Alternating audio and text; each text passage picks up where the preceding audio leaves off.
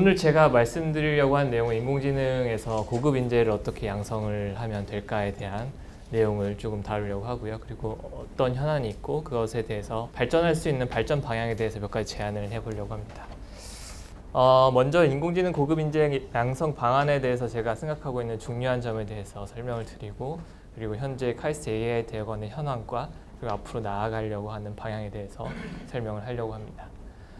인공지능 인재 양성은 앞서 발표에도 나왔듯이 다양한 레벨에서 이루어져야 됩니다. 다양한 레벨의 인공지능 교육이 필요하고, 또 최근 당장 가장 중요한 것은 산업 현장 인력의 재교육 프로그램이 매우 중요하다고 저는 개인적으로 생각하고 있습니다. 이거는 뭐 저의 개인적인 의견뿐만 아니라 그 매우 유명한 스탠포드 앤드류 응 교수님도 몇 번의 산업체 경험을 통해서 느낀 게, 산업 현장의 인력 재교육이 가장 빠르게 산업 현장에서 인공지능을 적용하고 사회가 변화하는 데 중요하다라고 생각을 한다라고 이야기를 한 적이 있고요. 이러한 수요가 굉장히 많습니다. 그래서 카이스트 AI 대학원에도 이런 재교육 프로그램에 대한 문의가 많이 들어오고 있고요. 이미 삼성전자 DS 사업팀과 비교육 프로그램을 개설을 해서 운영하고 있습니다. 근데 오늘 제가 발표드릴 내용은 이런 다양한 레벨 중에서 인공지능 고급 인재 양성, 초고급 인재 양성에 대한 부분을 발표하려고 합니다. 다들 아시다시피 그 주요 AI 기술은 소수 인재에 의해서 많이 개발이 되고 있습니다. 그리고 카이스트 AI 대학원의 설립 목표는 세계 최고 수준의 AI 연구 및 고급 인재 양성에 있습니다. 그래서 이런 세계 최고 수준의 AI 연구 및 고급 인재 양성을 위해서 어떤 게 중요하고 어떤 게 더 보완이 필요한가에 대해서 오늘 조금 이야기를 해보려고 합니다. 세 가지 요소를 기반으로 해서 생각을 할 수 있는데요. 먼저 중요한 게 역시 돈입니다. 리서치 펀드가 중요합니다. 특히나 이 리서치 펀드를 어떻게 부여를 하느냐, 어떻게 분배를 하느냐가 매우 중요하다고 생각이 드는데요. 인공지능 고급 인재 양성을 위해서는 특히 우리나라 같은 경우는 도전적인 문제를 장기간 연구할 수 있는 안정적, 거의 반영구적인 연구비 지원 프로그램이 어느 정도 존재가 필요하다라고 생각이 듭니다. 그러니까 우리나라랑 경제 규모가 비슷한 캐나다가 사실은 딥러닝의 거의 시초적인 국가라고 많이 여겨지고 있거든요. 그러니까 딥러닝의 아버지라고 불리는 분들이 다 캐나다에 있습니다. 제프리 힌튼이나 요슈아 벤조가 토론토나 몬트리올에서 딥러닝의 시초를 이루었죠. 왜 이분들이 그러니까 모든 학문의 중심이 되고 있는 미국이 아니라 캐나다에서 그런 딥러닝의 꽃을 피웠냐 하면 10년 전만 하더라도 딥러닝은 거의 아무도 거들떠보지 않는 학문 분야였습니다. 그때 미국에서는 딥러닝 관련된 펀드가 없었고요. 그래서 딥러닝 연구자들은 미국에서 자리를 잡을 수가 없었습니다. 하지만 캐나다는 그 캐나다 시파라고 하는 캐나다 그 인공지능 연구센터를 기반으로 해서 꾸준한 지원을 하였고요. 그 결과 캐나다가 딥러닝의 중심지가 되었습니다.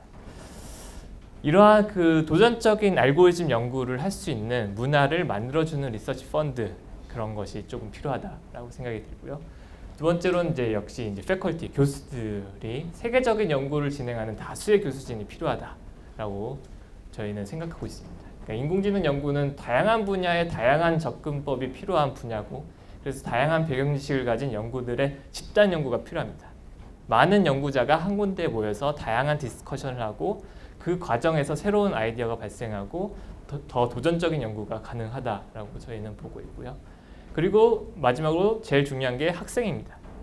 다양한 배경을 가진 도전적인 학생들을 모으고 그 학생들을 잘 교육을 시키는 게 매우 중요한 것이죠. 그래서 이 학생들을 잘 교육시켜서 학계, 그리고 기업 연구소, 그리고 더 나아가서 스타트업 벤처 창업을 매우 확산시켜서 AI 지식이 결국엔 사회에 스며들게 만드는 게 인공지능 고급 인재 양성에서 가장 중요한 3요소다라고 저는 개인적으로 생각을 하고 있습니다. 그러면 이 인공지능 고급 인재 양성에서의 현안이 무엇이냐 하면 결국엔 사람입니다. 그러니까 인공지능 연구에서 제일 중요한 건 사람입니다. 사람. 그래서 가장 먼저 우리가 신경을 써야 되는 것은 세계적인 학자를 어떻게 하면 우리나라에 모을 수 있을까입니다. 그리고 공동 연구를 할 수 있도록 어떻게 환경을 잘 조성할 수 있을까에 굉장히 큰 노력과 관심을 기울여야 합니다.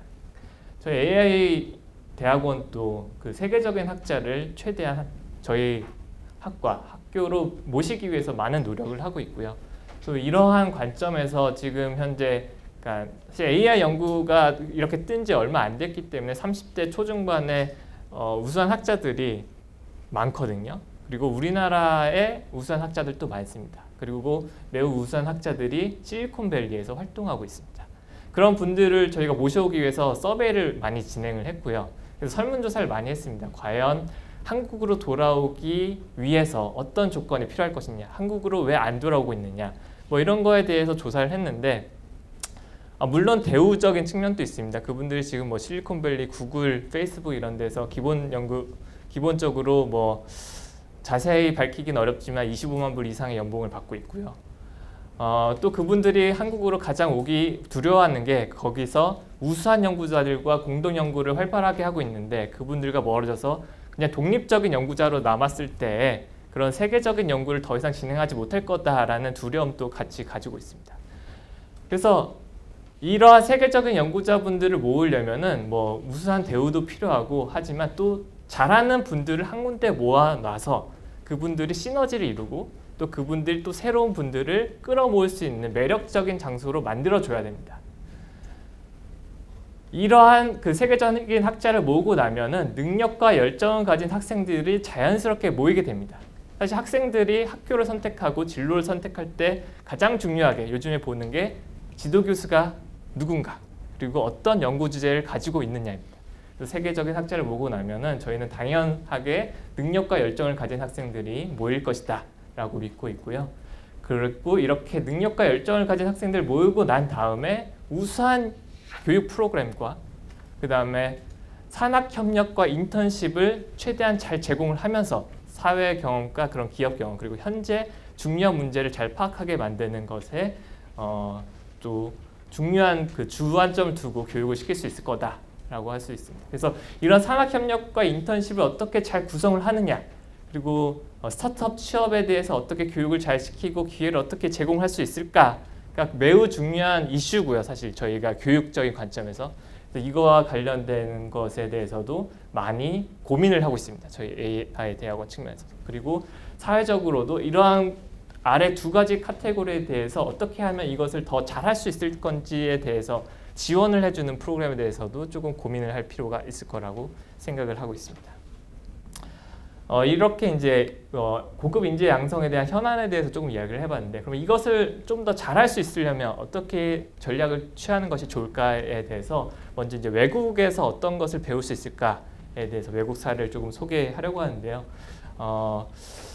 너무 미국 것을 따라가면은 안 됩니다. 저희가 미국과 경제 규모도 많이 차이가 나고 회사도 차이가 나고 아무래도 이게 너무 부족한 게 많기 때문에 일단은 경제 규모가 비슷한 캐나다 그리고 조금 더 크지만 프랑스 사례를 일단 소개를 하고 그 다음에 이제 미국의 현재 상황에 대해서 조금 소개를 하려고 합니다. 일단 캐나다에서 저희가 배울 만한 연구소는 밀라라는 연구소입니다. 몬트리올 소재에 있고요. 거의 세계 최고의 머신러닝 연구센터라고 여겨지는 곳 중에 하나입니다. 요슈아 벤주어라는 세계적인 석학이 이끄는 스타 연구자가 이끄는 산학연 클러스터 연구소라고 볼 수 있습니다. 몬트리올 소재 4개의 대학교의 공동 연구소고요. 다수의 유명 연구자와 회사를 키워냈습니다. 그리고 이러한 연구 성과와 연구자들 덕분에 구글, 마이크로소프트, 페이스북, 삼성 모든 IT 회사들이 여기에 공동 연구소를 세우고 싶어 합니다. 그래서 이런 밀라 연구소가 왜 성공을 했냐? 첫 번째가 이제 요슈아 벤주어라는 맨파워입니다. 우리도 이런 스타 연구자 영입 혹은 스타 연구자 발굴이 매우 중요하다라는 것을 강조하고 싶고요.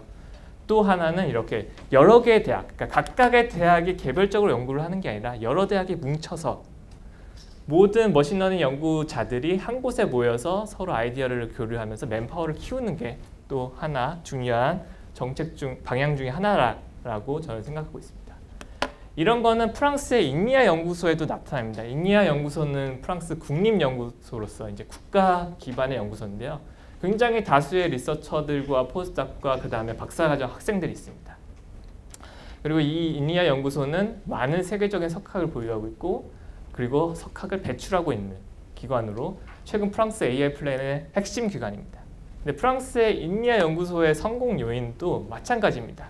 다수 대학에 소속되어 있는 연구자들. 이 리서처들은 리서처이자 교수입니다. 그러니까 이니아에만 소속되어 있는 게 아니라 해당 지역의 교수로도 소속이 되어 있습니다. 그러니까 여기서 같이 모여서 하나의 토픽에 대해서 집중적으로 연구를 하면서 그걸 기반으로 학생들을 교육을 시키는 그런 연구 기관입니다. 그러니까 더 이상 이제 각 대학별로 하면은 각 대학에 흩어져 있는 소수의 연구자들이 그 안에서 디스커션을 해봤자 시너지가 얼마나 나겠습니까? 한계가 있겠죠. 그것을 하나로 모아서 좀 더 장기적인 관점에서 서로 경쟁하지 않고 서로 협력해서 장기적인 관점에서 깊이 있는 연구를 할 수 있는 환경을 마련해줘서 이러한 세계적인 연구기관으로 또 세계적인 연구 성과를 낼 수 있다라고 저는 생각하고 있습니다. 미국에서 배워야 할 거는 이제 기업 연구소와 학교의 겸직입니다. 사실 최근 AI 연구의 굉장히 많은 부분이 기업 연구소에서 이루어지고 있습니다. 그리고 많은 기업 연구소들이 스타 학자들을 스카우트하고 있습니다. 매우 좋은 조건으로. 스카우트 되어 갈 때 연봉은 100만 불 이상이 다 되어 가고요. 하지만 여전히 이런 연구자들이 학계에 남아서 후학을 양성을 합니다. 바로 이러한 제도 때문입니다. 겸직 제도. 굉장히 많은 스타 학자들은 명문대의 교수로 재직한 동시에 유수의 IT 기업의 리서치랩의 디렉터 혹은 연구자로 활동하고 있습니다. 이게 이제 산학협력의 강화적인 측면도 있고요. 또 굉장히 많은 여러 가지 장점이 있습니다. 미국에서 활동하고 있는 AI 연구자들 중에 한국인 스타 연구자들도 있습니다. 컴퓨터 비전 쪽에 이용락 교수님과 그 다음에 자연어 처리 쪽에 조경현 교수님 같은 경우는 그냥 전 세계적인 석학입니다. 굉장히 유명한 석학인데 이분들도 역시 명문대학과 구글, 페이스북 연구소에 공동 소속되어 있습니다.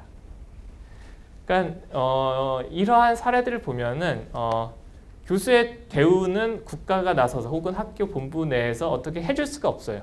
이거는 뭐 미국과 경쟁을 하거나 다른 나라 경쟁을 해서 어떻게 해줄 수가 없지만 만약에 뭐 네이버, 삼성과 겸직을 허용해주고 그리고 네이버, 삼성이 돈을 대서 이런 분들 모셔올 수 있으면 학교와 겸직을 통해서 후학을 양성을 하면서 또 우리나라 산업계에도 큰 도움이 될 수 있는 방안이 됩니다.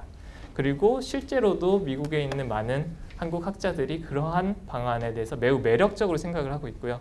왜 한국은 그런 게 안 되는지에 대해서 오히려 의문을 표하고 있습니다. 이제 마지막으로 이제 카이스트 AI 대학원의 현황과 이제 앞의 내용을 기반으로 해서 카이스트 AI 대학원이 어떤 식으로 발전을 하려고 하는지에 대해서 이야기를 하려고 합니다.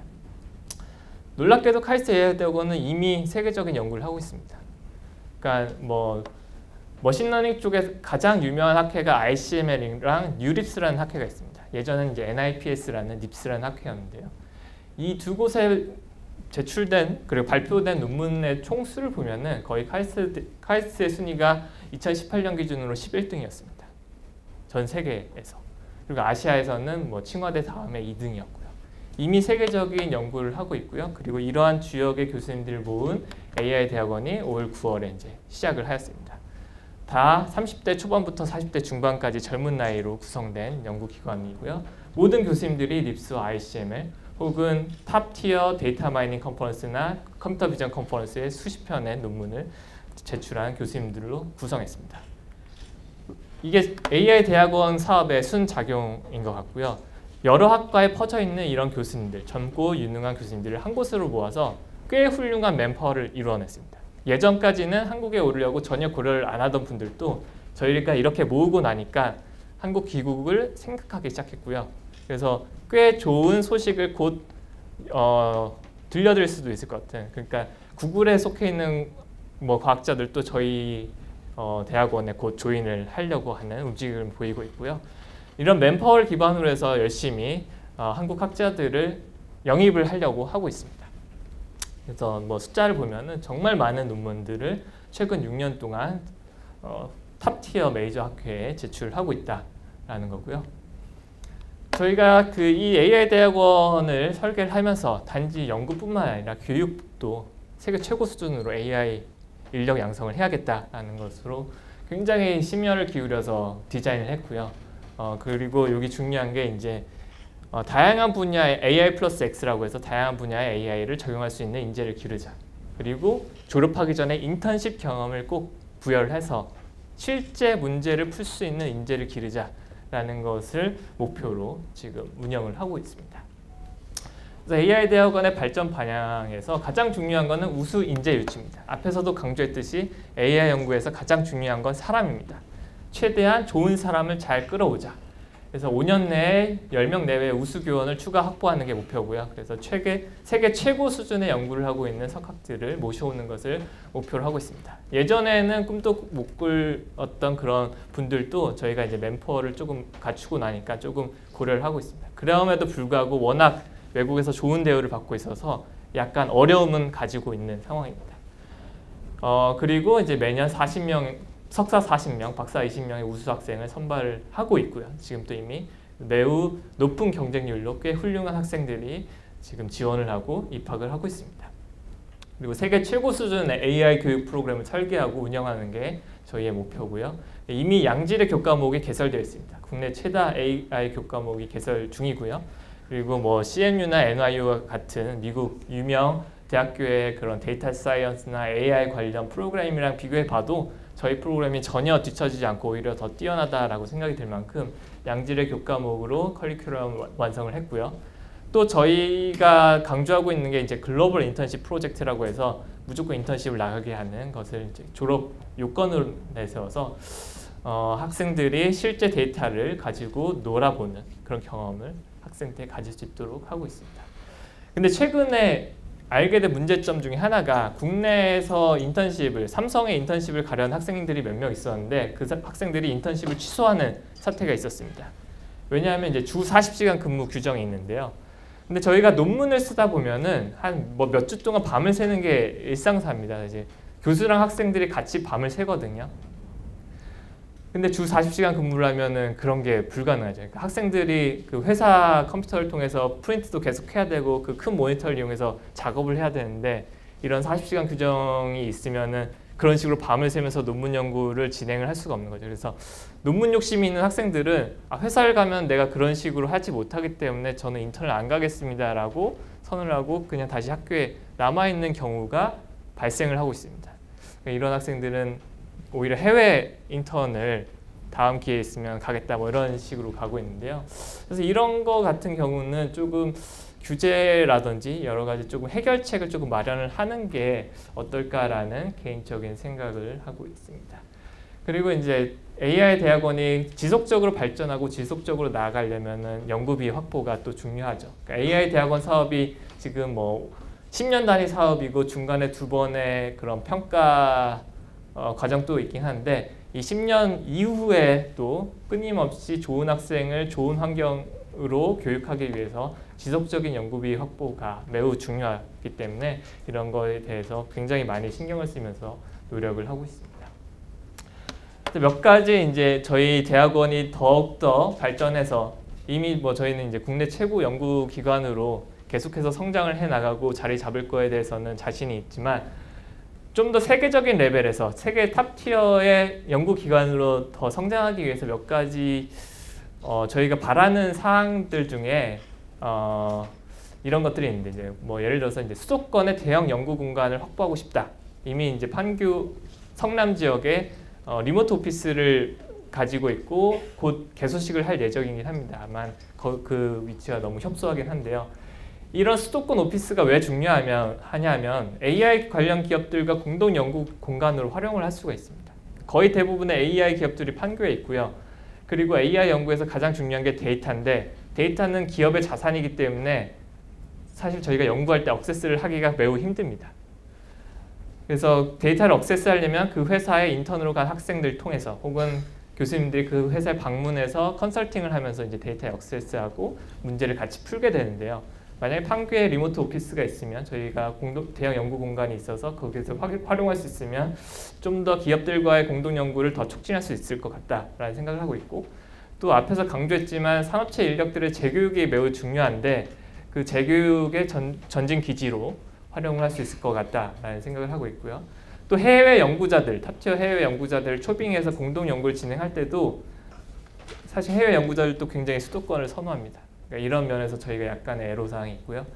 그래서 이러한 대형 연구 공간을 확보하면은 국내 AI 연구의 연구 구심점으로서 한국판 밀라나 잉리아 같은 역할을 할 수도 있지 않을까라는 생각을 하고 있고요. 그다음에 연구 인턴십 확대를 위한 규제 개선도 약간 필요할 것 같습니다. 예를 들어서 주 40시간 제한 같은 거는 꽤 중요한 문제가 되고 있고요. 그다음에 장기적인 AI 대학원 지원 계획이 국가에서 조금 있었으면 좋을 것 같다. 10년 사업 종료 이후에 지원이 조금 더 계속되거나 혹은 더 강화가 되는 사업 계획 같은 게 청사진이 미리 이루어져 있으면 저희가 좀 더 긴 호흡으로 뭔가 사업을 계속해서 나아갈 수 있을 것 같다라는 생각을 하고 있습니다.